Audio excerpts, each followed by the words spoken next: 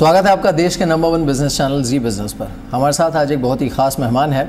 मोदी सरकार के 2 साल पूरे होने की खुशी में सबसे पहले तो हम उन्हें एक मुबारकबाद देते हैं। नितिन गडकरी जी हैं हमारे साथ। नितिन जी, सबसे पहले तो बधाई हो आपको, 2 साल पूरे हुए हैं और अभी भी काफ़ी बड़ा तबका ऐसा है जो ये मानता है कि अच्छे दिन भले पूरी तरह से नहीं आए हो लेकिन आए हैं, शुरुआत हुई है इसकी। लेकिन मैं आपसे शुरुआत करता हूँ। आप सबसे ज़्यादा अनुभवी मिनिस्टर्स में से एक हैं मोदी कैबिनेट में, और हाल ही में हमने एक सर्वे किया था तो उसमें लोगों से हमने कई प्रश्न पूछे, जिसमें एक प्रश्न ये भी था कि सबसे ज़्यादा सक्सेसफुल और एफिशिएंट मंत्री उन्हें कौन लगते हैं। तो उनमें जिनको सबसे ज़्यादा वोट मिले उनमें से एक आप भी थे, तो उसके लिए पहले तो दर्शकों की ओर से बधाई आपको, धन्यवाद। लेकिन 2 साल में हुआ काफ़ी कुछ, लेकिन मुझे याद है जब आपने कार्यभार संभाला था आपने ये कहा था कि मुझे तो एक बिगड़ी हुई मशीन जैसी चीज़ विरासत में मिली है और उसे ठीक करना, दुरुस्त करना और उसके बाद चलाना, वो अपने आप में बहुत बड़ा चैलेंज है। तो ये मशीन कितनी ठीक हो पाई है?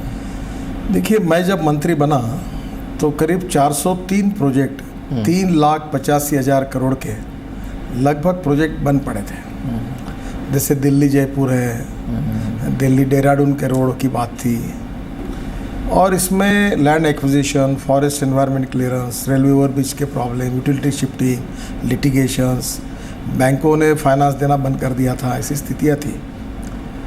पर हमारे सरकार में हमारे प्रधानमंत्री और वित्त मंत्री जी के सहयोग से हमने 21 कैबिनेट डिसीजन किए, जिसके कारण मुझे अवसर मिला और आज हमारी स्थिति ऐसी है कि हमने लगभग अब 25 से 30 हज़ार करोड़ के प्रोजेक्ट है, जो संख्या एक 13-14 प्रोजेक्ट की रही होगी, जिसके ऊपर आज भी हमारे सामने समस्या है। बाकी लगभग हमने इस प्रोजेक्ट का समाधान ढूंढ लिया और वो प्रोजेक्ट चलने भी लगे हैं और कॉन्ट्रैक्टर की हालत भी सुधरी है। मैं आपको बताता हूँ कि ऐसी स्थिति आई थी कि बड़े बड़े कंपनी के जैसे कॉन्ट्रैक्ट लेने को तैयार ही नहीं था। नहीं, वो कह रहे थे हम कैंसिल किया। L&T को एक मिला हुआ काम था, उन्होंने कहा नहीं हम नहीं कर पाएंगे। 1.5% पेनल्टी भर के उन्होंने अपने काम को कैंसिल कर लिया और कहा कि हमारे बोर्ड ने डिसीजन किया है कि हम इसके बाद कोई नया काम, आप रोड का काम नहीं करेंगे। आज वही कंपनी 15,000 करोड़ के 9 काम कर रही है। तो यही हमारी सरकार के बाद जो फ़र्क पड़ा है कि जो 2 किलोमीटर पर डे रोड बनने तक आया था वो आज करीब 22-25 किलोमीटर पर डे तक चला है। मैंने 30 किलोमीटर का टारगेट रखा था, 2 साल पूरे होंगे, पर शायद मैं नहीं पूरा कर पाऊँगा। पर ये जो है ये भी अपने आप में आज तक का हाईएस्ट टारगेट है। ये तो आपने हमारे कॉन्क्लेव में भी कहा था कि 2 साल खत्म होने तक आप कोशिश करेंगे कि 30 किलोमीटर पर डे का हो जाए। जो अगले चुनाव होंगे, हालांकि अभी तो बहुत दूर है, 2 ही साल हुए हैं, अभी तो आपको बहुत काम करना है, लेकिन राजनीतिक गलियारों में जिस तरह से इस समय चीज़ें घूम रही हैं, and you know there are lot of moving parts in the national politics. Congress हर बार हम नतीजों के बाद देखते हैं ऐसी एक फीलिंग आती है कि कुछ हद तक इरेलेवेंट होती जा रही है, लेकिन जो दूसरे कुछ नेता या फिर पक्ष कोशिश करते हैं उभरने की नेशनल लेवल पे, जैसे अभी नीतीश कुमार जिस तरह से इस समय पिछले कुछ समय से बातें कर रहे हैं, बयान जिस तरह के दे रहे हैं, कहीं ना कहीं ऐसा लगता है कि शायद वो अपने आप को एक प्रतिद्वंदी के तौर में देखते हैं 2019 में अगेंस्ट मिस्टर मोदी। आपका व्यू क्या है इस पर, जिस तरह, because we are passing through transition phase. Nitish Kumar ji बड़े नेता है, पर बिहार की स्थिति क्या है? पत्रकारों की खुलेआम हत्या हो रही है, उन्हीं के पार्टी के एमएलए के बच्चे गोलियां चलाकर लोगों को मार रहे हैं। वो कौन सा सुशासन लाना चाहते हैं? तो पहले वो बिहार में तो अच्छा सुशासन लाकर दिखाए, और इसलिए देखो, एम्बिशन रखना कोई गलत बात नहीं है, हर व्यक्ति को होती है।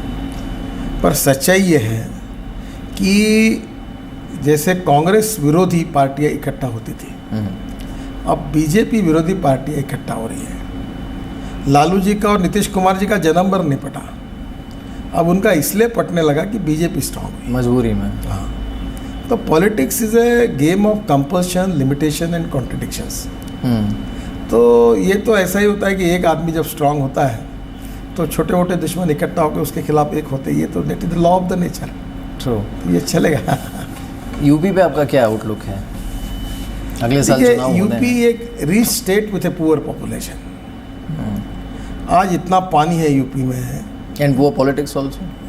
देखिए, यूपी को जाति के राजनीति को छोड़कर विकास की राजनीति की तरफ आना चाहिए।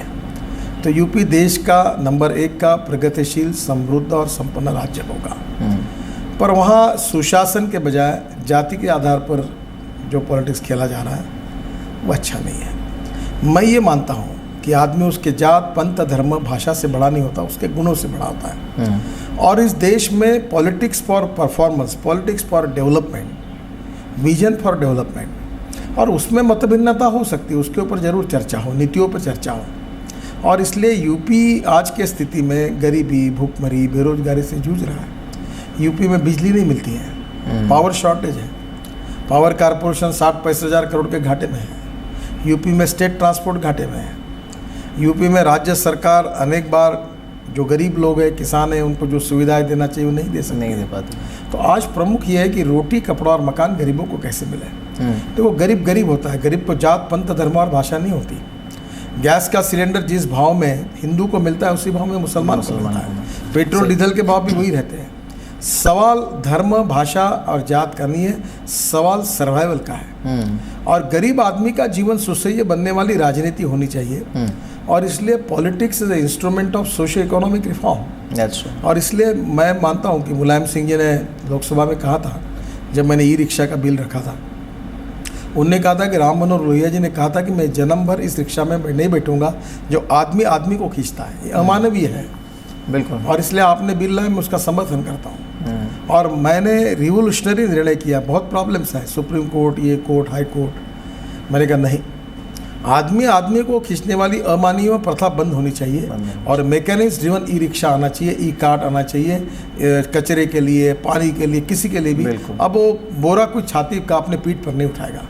1 करोड़ गरीब लोग हैं और जो बहुसंख्यक दलित, मुस्लिम, माइनॉरिटी, बैकवर्ड समाज के हैं। बिल्कुल। क्या उनको न्याय देने वाला मैकेनाइज्ड ड्रिवन रिक्शा हमने देश में लाया?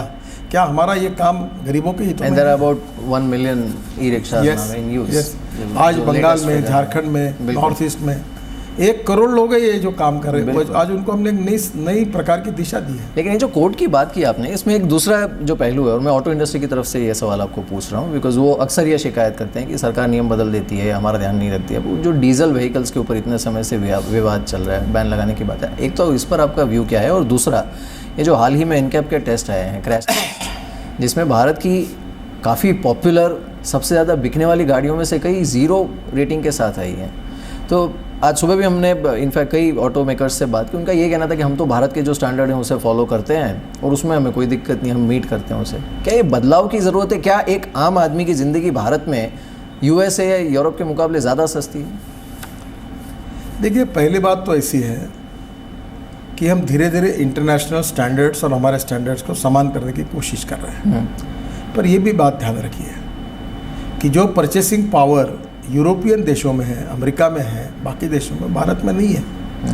हमको क्वालिटी भी चाहिए, सुरक्षा भी चाहिए और रिजनेबल प्राइस भी चाहिए। जो इसकी टेस्ट के रिपोर्ट आए उसका हम अध्ययन करेंगे, उसके बाद ही उसके ऊपर उचित निर्णय करेंगे। पर डीजल टैक्सी के बारे में जब ये बात आई, हमको स्वच्छ भारत भी बनाना है, प्रदूषण मुक्त भारत भी बनाना है और विकसनशील भारत भी बनाना है। और इसीलिए हमने बायोडीजल, इथेनॉल, CNG, इलेक्ट्रिक, फिर बसेस लाई। हमने नियम बदले। हमने ये तय किया कि 1 अप्रैल 2020 से हम यूरो 6 के ये जो इमिशन नॉर्म्स है उसको स्वीकार करेंगे। और ऑटोमोबाइल इंडस्ट्री को कि हम पेट्रोल डीजल उपलब्ध करा के देंगे, आप बदलो, यूरो 6 के नॉर्म पर आपकी गाड़ी आपको बनानी होगी। ये सब निर्णय हमने किए। पर सुप्रीम कोर्ट ने कहा कि डीजल के व्हीकल कल से नहीं चलेंगे। अब मुझे बताओ, जिसके बाद in principle do you agree with that? In principle do you agree with that decision? नहीं चलनी चाहिए डीजल। नहीं, हमने अपनी बात कोर्ट में रखी, उनसे प्रार्थना की। हम कोर्ट के निर्णयों का और उसके पीछे जो स्पिरिट है उसका सम्मान करते हैं। पर हमने कोर्ट के सामने एफिडेविट करके रखा कि जिसने 2020 तक उसको परमिट है और उसने बैंक से कर्जा लिया है और कल सुबह बंद हो गई तो उसकी गाड़ी नहीं चलेगी, तो वो कर्जा कहाँ से चुकाएगा? और 15-20 हज़ार लोग इससे बेरोजगार हो जाएंगे, उनके परिवार 1-8 लाख लोगों की बर्बादी हो जाएगी। उसका क्या होगा? आप ऐसा करिए कि आप अगर ये कहिए कि आज से डीजल की टैक्सी नहीं मिलेगी, नहीं परमिट नहीं देंगे। और हम धीरे धीरे ये कोशिश कर रहे हैं कि डीजल के टैक्सी को CNG की किट लगाकर क्या उसको CNG पे कन्वर्ट कर सकते हैं। और हम लोग जब तक परमिट है तब तक उसको बंद नहीं कर सकते। हमने दिल्ली के लिए पोल्यूशन कम हो इसलिए करीब 20,000 करोड़ के रोड का काम शुरू किया।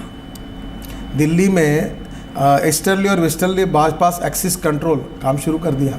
मैंने एक मानेसर से पलवल रोड का उद्घाटन भी किया, पूरा भी किया। और ये काम अब पूरा हो रहा है। और इसके साथ साथ दिल्ली के इसमें मुकदमा चौक से हरियाणा का एक बड़ा रास्ता 8 लेन वो भी शुरू किया। दिल्ली मेरठ एक्सप्रेस हाईवे के कार्य का निर्माण किया है, शुरू किया है कार्य। अब 14 लेन रोड बना रहे हैं हम लोग दासना तक, ये NH-24 की शुरुआत से। तो दिल्ली में जो पंजाब हरियाणा से उत्तर में जाना तो दिल्ली के बीच में आते थे, उत्तर प्रदेश से राजस्थान जाना दिल्ली के बीच में आते थे। अब बाहर के बाहर ट्रैफिक चलो 50% ट्रैफिक जाम कम हो जाएगा। पर दिल्ली के प्रदूषण की कमी में ऑड इवन का कितना हाथ आपको लगा? ये सबसे पहली बात है, क्या दिल्ली के प्रदूषण का वैज्ञानिक अध्ययन हुआ है? कानपुर IIT ने कहा है कि दिल्ली में प्रदूषण जो है वो 16 से 20% ही हमारे ट्रांसपोर्ट का है। 80% पोल्यूशन क्यों है? मुझे लगता है कि हम किसी भी चीज़ के डिटेल में अध्ययन करने के बाद फिर हमने उसके ऊपर मत बनाना चाहिए। और ये बात सही है कि चाहे कोई भी सरकार प्रदूषण कम करने के लिए कोई उपाय योजना करती है तो वो प्रयोग का मैं स्वागत करता हूँ। पर एक बार जैसे पेशेंट को दवाई देने के पहले उसका डायग्नोसिस किया जाता है, उसका ब्लड चेक किया जाता है, उसका ब्लड प्रेशर देखा जाता है, उसका ECG निकाला जाता है, फिर उसको दवाई मिलती है। यहाँ ECG भी नहीं, ब्लड का भी कोई टेस्टिंग नहीं है, बस ये रोग हुआ है करके दवाई दो, ऐसा तो नहीं हो पाएगा। तो आप ये कह रहे हैं, अगर मैं थोड़े कड़वे शब्दों में कहूँ, कि केजरीवाल जी को मोदी जी की डिग्री का अध्ययन करने से ज़्यादा ऑड इवन की असर और दिल्ली की प्रदूषण का अध्ययन करना चाहिए? नहीं, इसमें केजरीवाल जी का संबंध मैं नहीं जोड़ता। मैं दिल्ली के सरकार को मैंने अनुरोध किया है कि पहले एक अच्छे IIT के अच्छे बड़े ग्रुप से दिल्ली के प्रदूषण के कारण क्या क्या है इसका अध्ययन हो।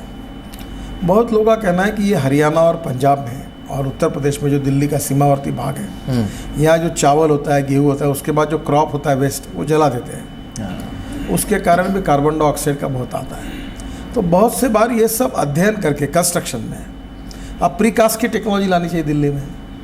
जो कोई भी ब्रिज बनाकर वहाँ मटेरियल जाता है उसके बजाय फैक्ट्री में बने और केवल उसका प्रीकास्ट से उसको जोड़ दिया जाए तो नहीं होगा पोल्यूशन। पावर प्रोजेक्ट के बारे में है, उसका निर्णय करना पड़ेगा। गंगा का बात है, यमुना की बात है, आखिर हमको ग्रास रूट पर जाकर उसके आखिरी समस्या क्या है उसका अध्ययन कर को समाधान ढूंढना पड़ेगा, तभी यह संभव होगा।